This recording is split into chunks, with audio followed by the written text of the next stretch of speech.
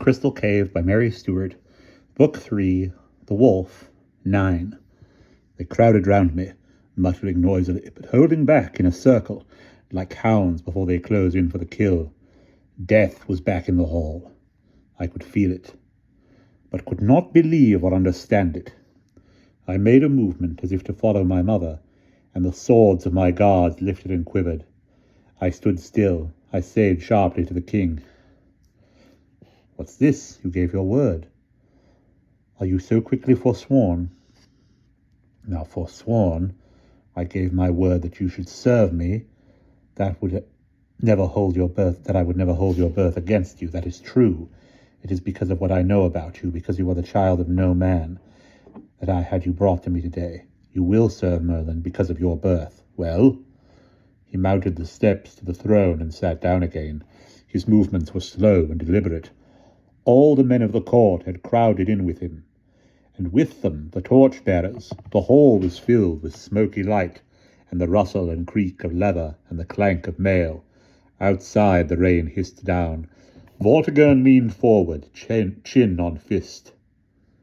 "Merlin, we have learned today, what in part we already suspected, that you are the child of no man but of a devil.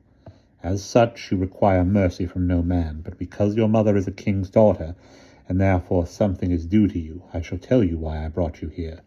You know perhaps that I am building a stronghold here on the rock they call the fortress?"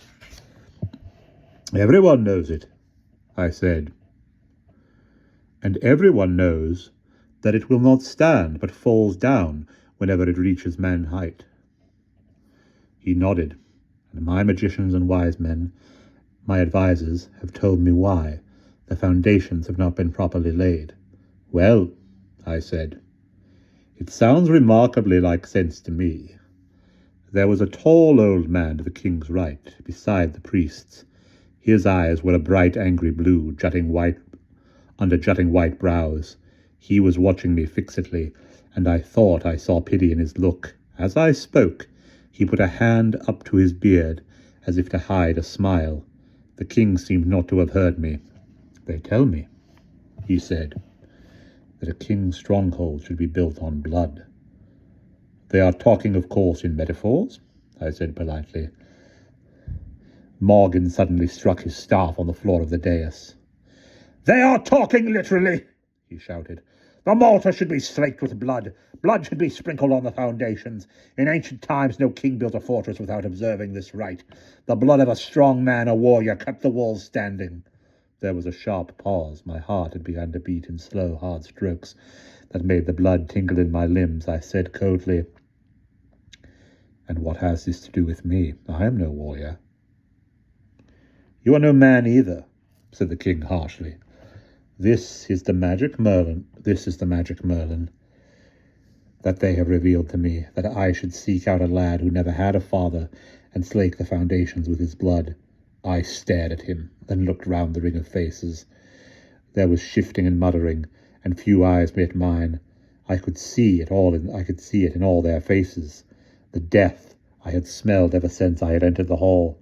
I turned back to the king. "What rubbish is this? When I left Wales, it was a country of civilized men, and for poets, for artists and scholars and warriors and kings who killed for their country, cleanly and in daylight.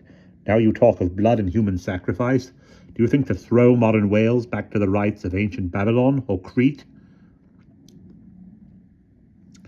"I do not speak of human sacrifice," said Vortigern. "You are no son of man. Remember this." In the stillness, the rain lashed against the bubbling puddles on the ground outside. Someone cleared his throat. I caught the fierce blue glance of the old warrior. I had been right. There was pity there. But even those who pitied me were not going to raise a hand against this stupidity. It had all come clear at last, like lightning breaking. This had been nothing to do with Ambrosius or with my mother. She was safe enough, having merely confirmed what they wanted confirmed. She would even be honoured, since she had provided what they desired, and Ambrosius had never even entered their thoughts. I was not here as his son, his spy, his messenger. All they wanted was the devil's child, to kill for their crude and dirty magic. And ironically enough, What they had got was no devil's child, not even the boy who had once thought to have power in his hands. All they had got was a human youth with no power beyond his human wits, but by God, I thought, those might yet be enough. I had learned enough, power or no power, to fight them with their own weapons. I managed to smile, looking beyond Morgan at the other priests. They were still making the sign against me, and even Morgan hugged his staff against his breast, as if it had the power to protect him. And what makes you so sure that my father, the devil, will not come to my aid? Those are only words, King. There's no time to listen. Morgan spoke quickly and loudly, and the other priests pressed forward with him round the king's chair. They all spoke at once. Yes, kill him now! There's no time to waste. Take him up to the crag and kill him now. You shall see that the gods will be appeased when the walls stand steady. His mother will not know, and even if she does, what can she do? There was a general movement, like hounds closing in. I tried to think, but I was empty even of coherent thought. The air stank and darkened. I could smell blood already, and the sword blades, held openly now against me, flashed in the torchlight. I fixed my eyes on the fire-shot metal and tried to empty my mind, but all I could see was the picked skeleton of Galapus, high on the hill in the sunlight, with the wings of the birds over him. I said to the swords, "Tell me one thing. Who killed Galapus?" "What did he say? What did the devil's son say?" The question buzzed through the hall. A harsh voice said loudly, "Let him speak!" It was the old grey-bearded warrior. "Who killed Galapus, the magician who lived on Bryn Merthin above Meridunum?" I had almost shouted it. My voice sounded strange even to me.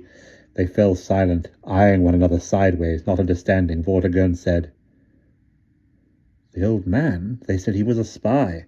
He was a magician and my master," I said. "And he taught me, Vortigern." "What did he teach you?" I smiled. Enough to know that these men are fools and charlatans. Very well, Vortigern. Take me up to the crag and bring your knives with you, you and your soothsayers. Show me this fortress, these cracking walls, and see if I cannot tell you, better than they, why your fort will not stand." "No man's child," I said it with contempt. These are the things they conjure up, these foolish old men, when they can think of nothing else. Does it not occur to you, King, that the son of a spirit of darkness might have a magic that outstrips the spells of these old fools? If what you say is true, and if my blood will make these stones stand, then why did they watch them fall not once, not twice, but 4 times before they could tell you what to do? Let me but see the place once, and I will tell you, by the god of gods, Vortigern, if my dead blood could make your fortress stand, how much better could my living body serve you?" "Sorcery! Sorcery! Don't listen to him! What does a lad like him know of such matters?" Morgan began to shout, and the priests to cluck and clatter and chatter. But the old warrior said gruffly and sharply, "Let him try. There's no harm in that. Help you must have, Vortigern, be it from god or devil. Let him try, I say." And round the hall I heard the echoes from the fighting men, who would have no cause to love the priests. "Let him try." Vortigern frowned in indecision, glancing from Morgan to the warriors, then at the grey archers where the rain fell. "Now, better now," they said. "There is not much time." "No," I said clearly, "there is not much time." Silence again, all eyes on me. "The rain is heavy, Vortigern. What kind of a king is it whose fortress is knocked down by a shower of rain? You will find your walls fallen yet again.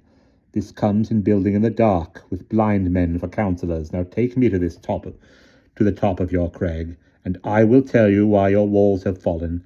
And if you listen to me instead of to these priests of darkness, I will tell you how to rebuild your stronghold in the light." As I spoke, like turning off a tap, the downpour stopped. In the sudden quiet, men's mouths gaped. Even Morgan was dumb. Then, like the pulling aside of a dark curtain, the sun came out. I laughed. "Ha ha! You see? Come, King, Take me to the top of your crag, and I will show you in sunlight why your walls fell down. But tell them to bring torches. We shall need them." And that's the end of chapter 9.